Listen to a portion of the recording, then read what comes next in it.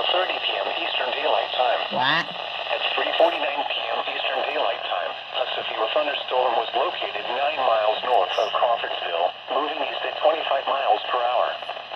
Expected hazards include quarter-size hail.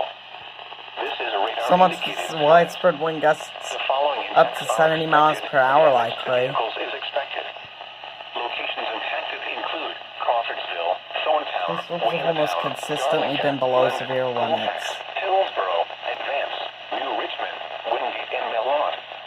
This includes the following highways: Interstate 65 between mile markers 149 and 155.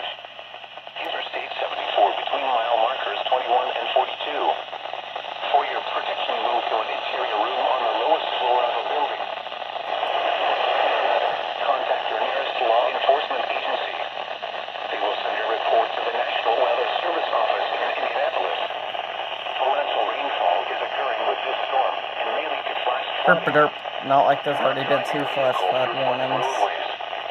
Repeating, a severe thunderstorm warning has been issued until 4:30 p.m.